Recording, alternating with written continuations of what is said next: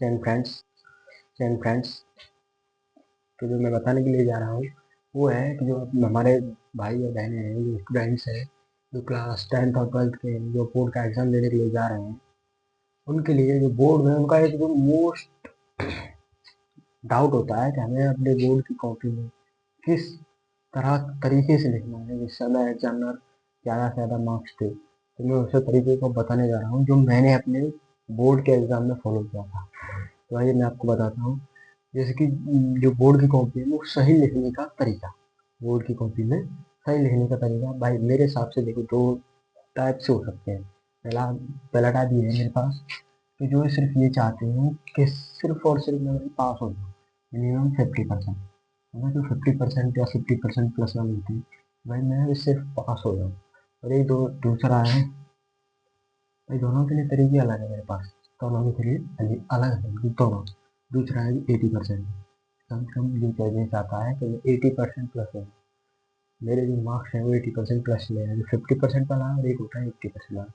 80% वाला तो वही पढ़ा हुआ है, पढ़ा लिखा होता है, मतलब उसको काफ़ी नॉलेज होती है। लेकिन ये 50% वाले क्या होता है, भाई मेरे को क्या है, सिर्फ पास होना है।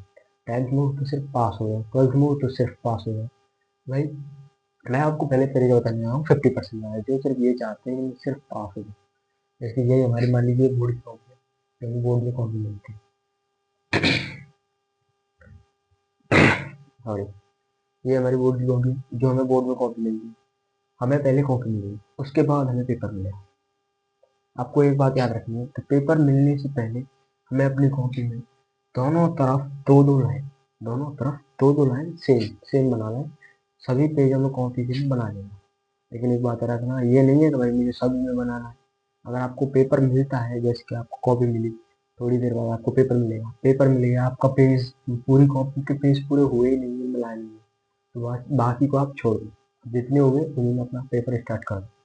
देखो पहला तो ये है कि जो 50% वाले हैं उनके लिए बता रहा हूँ, क्या अगर आपको कोई भी क्वेश्चन आता है, कोई भी पूरे पेपर को आप पढ़िए, पढ़ने के बाद आप देखिए कि आपको उसमें से सबसे बेहतरीन क्वेश्चन कौन सा आता है, जिसको आप सबसे अच्छे तरीके से जानते हो, पहले आप क्वेश्चन को इसके कीजिए।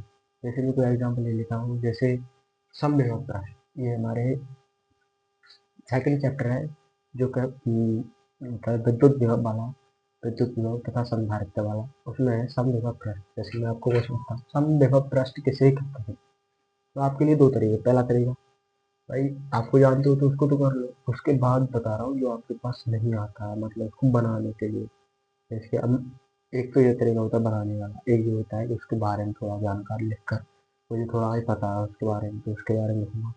फिर अगर मेरा क्वेश्चन पूरे पेज में नहीं आया तो मैं क्या करूँगा, हाफ में आया तो फिर मैं क्या करूँगा, हाफ से ज़्यादा आया तो मैं क्या करूँगा, मैं आपको सही बताता हूँ।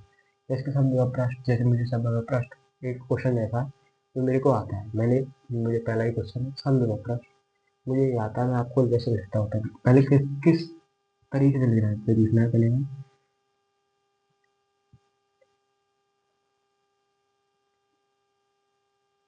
समझो प्रश्न। आपको ऐसे करके हेडिंग डालने के बाद ये वाला अच्छा लगेगा, हेडिंग आपको ब्लैक पेन से डालनी है, ब्लैक पेन से डालने के बाद फिर आपको अब ब्लू पेन स्टार्ट करना है, समझो प्रश्न सम होने समान बेमान। तो ऐसा प्रश्न, जैसे ऐसा प्रश्न, ऐसा प्रश्न,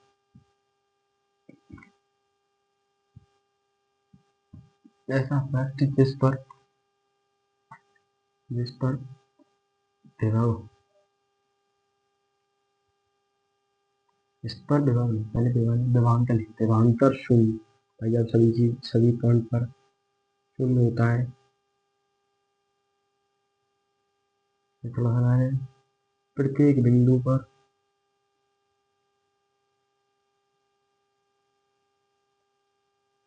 प्रत्येक बिंदु पर विभव समान होता है।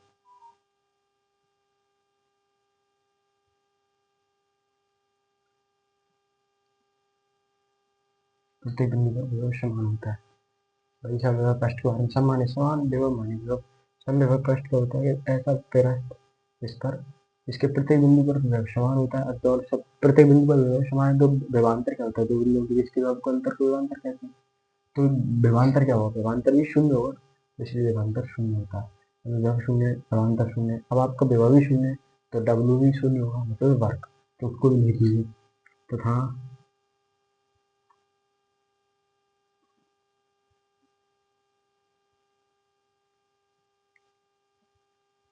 किया गया कार्य भी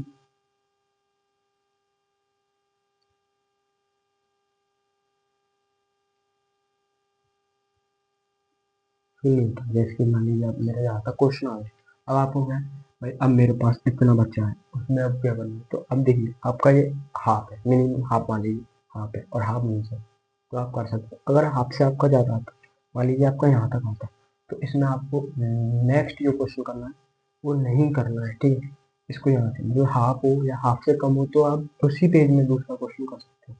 लेकिन दूसरा क्वेश्चन करने के लिए भी होता था, मान लीजिए मैं यहाँ पर लाइन है, जैसे कि ये लाइन है, तो आपको मिनिमम मिलेगा जो कॉपी की है, 1 2 3, 3 लाइन छोड़नी है। पहले 3 लाइन छोड़ने के बाद यहाँ पर लिखना है, 3 लाइन छोड़ने के बाद यहाँ पर लिखना है। जैसे भी कोई सा आपको करना है, प्रश्न संख्या, जैसे कोई सा भी मान लीजिए आपको एक कर लिया, मुझे 5 आ रहा है तो मैं 5, इसके बाद एक के बाद मेरे को 5 आ रहा है तो मैं 5 करूँगा।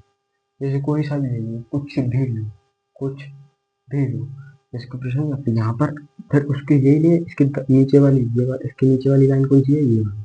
इस लाइन में मुझे आंसर नहीं लिखना है, नहीं, इस वाली के नीचे वाली को, इसके नीचे उसको छोड़ के इसमें आंसर लिखना है, आंसर।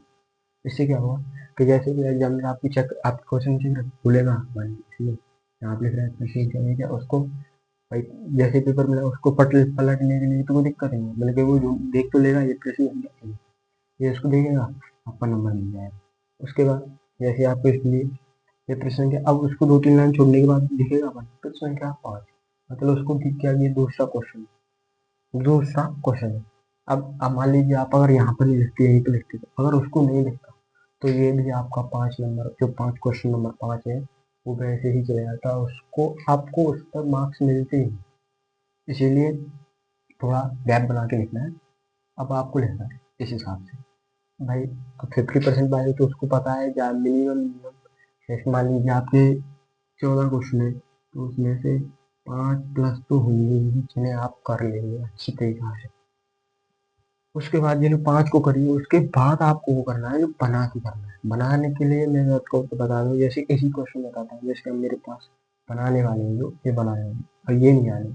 अब बनाने वाले कैसे बनाएंगे, किसी के बारे में लेंगे, जैसे धारा किसे कहते हैं, वैद्युत धारा किसे कहते हैं, मान लीजिए क्वेश्चन नंबर आ गया, यहाँ पे लिख रहा हूँ, विद्युत धारा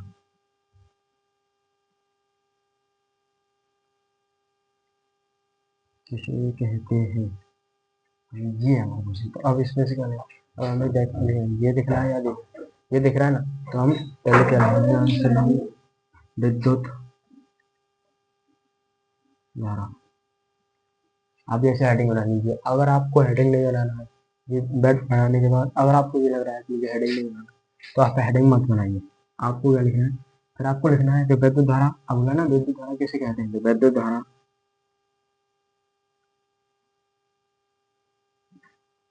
विद्युत धारा। अब इसको हेडिंग नहीं बनाना, विद्युत धारा किसे कहते हैं, अब बोला था, अब इसमें बोला विद्युत धारा वह मान होती है जो, अब आप विद्युत धारा के हिसाब से कुछ भी लिखेंगे, जैसे आपको बताया कि आई बराबर Q/T होता है, तो इसको 1 सेकंड मान लीजिए। तो विद्युत धारा वो मान होती है जो 1 सेकंड में प्रवाहित कूलाम की दर होती है। तो 1 सेकंड में हमारे कितने कूलाम प्रवाहित हो रहे हैं, उनको हम विद्युत धारा कहते हैं। अब ऐसे बना लीजिए, आपको जो भी कुछ पता है उस हिसाब से बनाइए, एक तरीका ये होगा।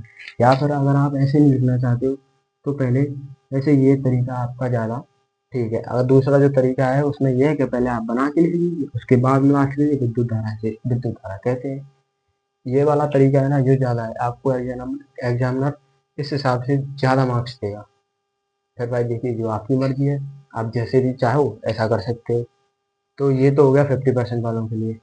अब जो 80% वालों है ना, एक सेकंड,